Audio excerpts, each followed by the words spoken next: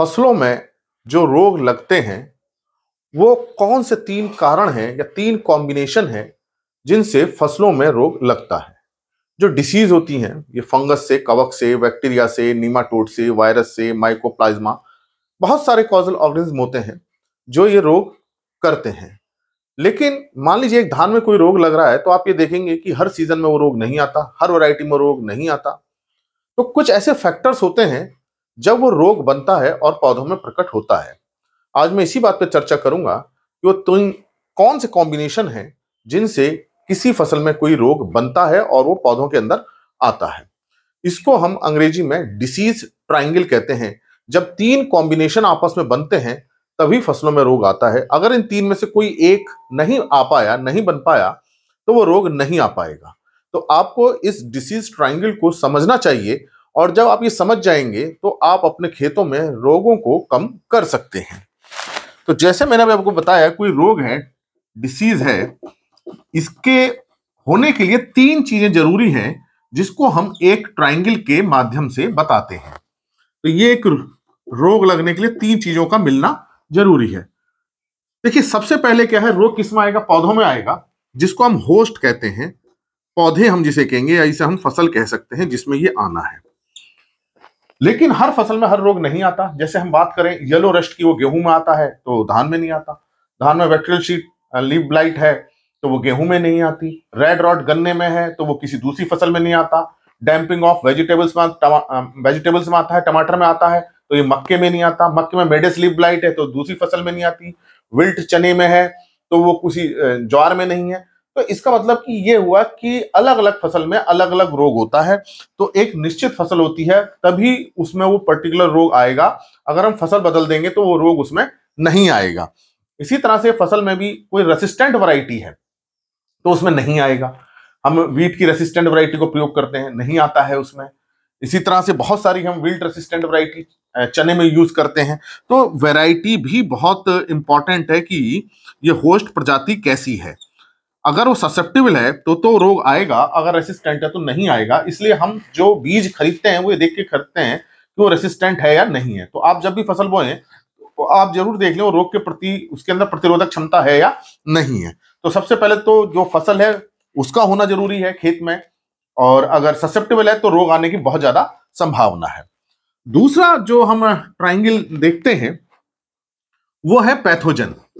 Pathogen वो है जो रोग करता है, रोग कारक, या इसे हम रोगाणु भी कह सकते हैं। अब ये पैथोजन क्या हो सकते हैं? बैक्टीरिया है, वायरस है, नीमाटोड है, फंगस है, माइकोप्लाज्मा है। अगर ये वायरस नहीं है तो वो वायरस वाला रोग नहीं होगा। अगर फंगस बहुत कम है या नहीं है तो फंगस वाला रोग नहीं होगा। बैक्टीरिया कम है तो नहीं होगा। अगर मान लीजिए जमीन के अंदर बैक्टीरिया बहुत ज्यादा है, फंगस बहुत ज्यादा है, तो फिर वो रोग करेंगे। तो ये पैथोजन का होना और उसकी मात्रा का होना और उसकी वेरुलेंस, मतलब कितना रोग करने की उसके अंदर क्षमता है। अगर उसमें रोग करने की क्षमता ज्यादा है तो वो रोग ज्यादा करेगा, उसकी मात्रा कम है तो रोग कम करेगा। तो पैथोजन की प्रेजेंस मिट्टी में, हवा में, बीज में होनी जरूरी है। अगर ये प्रेजेंस नहीं है तो रोग नहीं आएगा। उसकी वेरुलेंस मतलब उसकी रोग करने की क्षमता कम है तो वो रोग आने की संभावना कम होती है। तो पहले फसल हो और उस फसल में वो रोग करने वाला पैथोजन हो। मान लीजिए डैम्पिंग ऑफ जो है ये टमाटर में पीथियम से है, राइजोक्टोनिया से है, फाइटोप्थोरा से है, और ये फंगस जमीन के अंदर कम है तो हम टमाटर लगाएंगे तो फिर ये रोग आने की संभावना कम रहेगी। तो उस जो रोग कारक है उसका होना जरूरी है और उसकी अच्छी मात्रा, मतलब उसका इनाकुलम जिसे हम अंग्रेजी बोलते हैं, उसका इनाकुलम अच्छी मात्रा में होना जरूरी है तभी रोग करेगा। अगर वो इनाकुलम कम है और उसको रोग करने की ताकत कम है तो रोग नहीं आएगा या बहुत कम आएगा। जो तीसरा भाग है वो है इन्वायरमेंट। इन्वायरमेंट मतलब वातावरण कैसा है वहां का, मिट्टी का, हवा का। जो इन्वायरमेंट सुटेबल होता है तभी जो है वो रोग लगता है। जैसे कि अभी डैम्पिंग ऑफ की हम बात करेंगे, पानी ज्यादा होगा तो डैम्पिंग ऑफ ज्यादा आएगी। ठंडा हो रहा है, कूल टेम्परेचर है तो ये डैम्पिंग ऑफ वाली डिसीज ज्यादा लगेगी। तो हर रोग के लिए एक इन्वायरमेंट का होना जरूरी है। अब क्या क्या हो सकते हैं इसमें? रिलेटिव ह्यूमिडिटी है, विंड स्पीड है, वाटर है, न्यूट्रिएंट्स हैं, टेम्परेचर है, बहुत सारी चीजें हैं। सॉइल की कॉम्पैक्टनेस है, बहुत सारी चीजें ऐसी हैं, विंड वेलोसिटी है। अगर एनवायरमेंट सूट करता है तभी जो है रोग आएगा। अब तीन चीजों का आपस में अच्छा कॉम्बिनेशन होना चाहिए। होस्ट ससेप्टेबल हो तब रोग आएगा, पैथोजन हाई इनोकुलम हो और वरुलेंस हो, और एनवायरमेंट कैसा हो, सुटेबल हो, तभी आपके खेत में रोग आएगा। अगर मान लीजिए फसल आपने लगा रखी है, मान लीजिए गेहूं के लिए आपने लगा रखा है और पैथोजन है, रस्ट है वहां, लेकिन एनवायरमेंट सूट नहीं कर रहा है, एनवायरमेंट अभी ठंडा चल रहा है तो, और या अर्ली स्टेज है, तो फिर वो रस्ट नहीं आएगा। मान लीजिए टमाटर आपने लगा रखा है, पैथोजन है, लेकिन आपने खेत में अच्छा ड्रेनेज कर रखा है, सैनिटेशन कर रखा है, पानी भरने नहीं दे रहे, तो डैम्पिंग ऑफ डिसीज नहीं आएगी। तो ये तीनों का जब कॉम्बिनेशन बनता है तभी रोग आता है। तो ये मत समझिए कि रोगाणु है तो रोग कर देगा, नहीं, रोगाणु तभी रोग करेगा जब उसको सुटेबल एनवायरमेंट मिलेगा। हर रोग के लिए एक पर्टिकुलर टेम्परेचर चाहिए होता है। कुछ जो बीमारी हाई टेम्परेचर पे आती है, कुछ लो टेम्परेचर पे आती है। आप जब खरीफ सीजन में बोते हैं वो हाई टेम्परेचर पे वहां रोग आते हैं, जबकि रबी सीजन में लो टेम्परेचर पे रोग ज्यादा आते हैं। रिलेटिव ह्यूमिडिटी, आर्द्रता जो है वातावरण की, अधिक आर्द्रता होने पे अधिक रोग आते हैं। इसी तरह से पीएच भी हम देखें, कुछ बीमारियां लो पीएच पे आती हैं, एसिडिक सॉइल पे आती हैं, कुछ जो है ज्यादा पीएच पे आती हैं। न्यूट्रेंट स्टेटस है, ज्यादा नाइट्रोजन आप दे देंगे तो बीमारी आने का चांसेस ज्यादा होता है। कुछ बीमारी तब आती है खेत में ज्यादा पानी भरा हो, नमी ज्यादा हो तो नमी से फैलती है।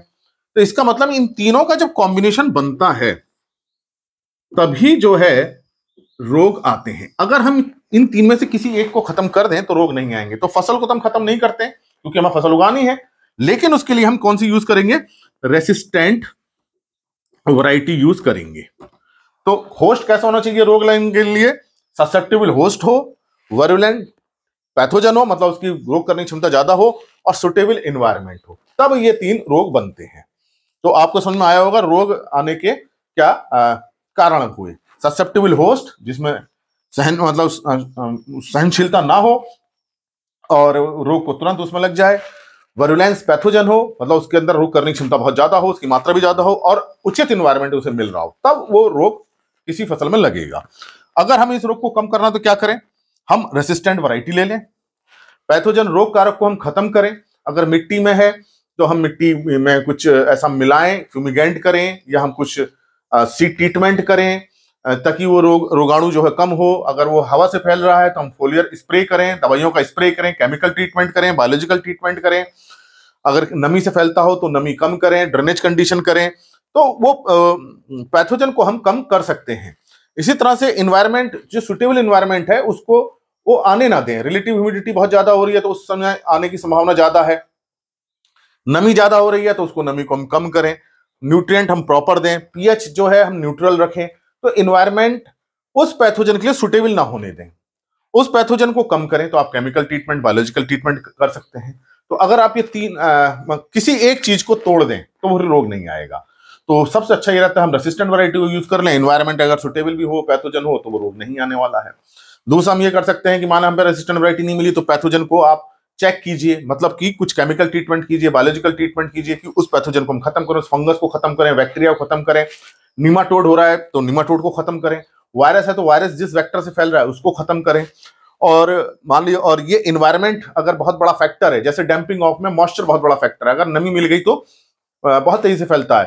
तो हम ऐसे टमाटर में अगर डैम्पिंग ऑफ आ रहा है, आधे पतन का रोग आ रहा है, तो हम बहुत ज्यादा नमी ना होने दें, उसके अंदर एरेशन अच्छा रखें, ड्रेनेज अच्छा रखें, और पीएच को न्यूट्रल रखें, तो हम फिर इस रोग को खत्म कर सकते हैं। तो अपने खेतों में रोग को खत्म करने के लिए आप किसी एक चीज को तोड़ दीजिए, रोग खत्म हो जाएगा। रोग तभी बनता है जब ये इन तीनों का आपस में कॉम्बिनेशन बनता है, तब ये डिसीज बनती है। इसी को हम डिसीज ट्रायंगल कहते हैं।